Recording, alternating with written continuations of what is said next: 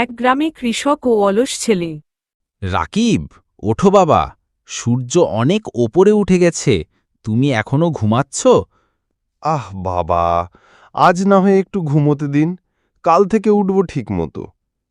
তুমি প্রতিদিনই এক কথা বলো, আমি তো আর চিরকাল কাজ করতে পারবো না, শিখে নাও, না হলে কষ্ট পাবে।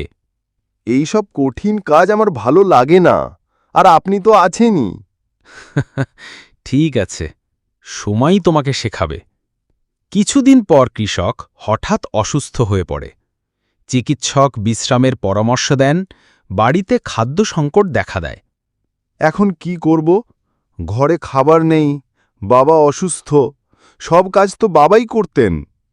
বাবা, আমি মাঠে যাব, চেষ্টা করব কাজ করতে।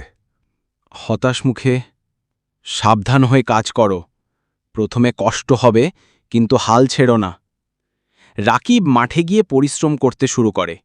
ধীরে ধীরে সে চাষাবাদ শিখে ফেলে। কিছুদিন পর ফসল ঘরে আসে।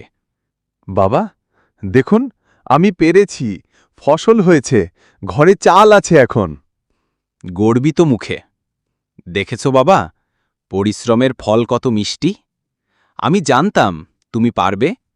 বাবা, আমি এখন বুঝেছি, অলসতা আমাকে অন্ধকারে নিয়ে যাচ্ছিল, আর পরিশ্রমই মানুষকে গড়ার পথ।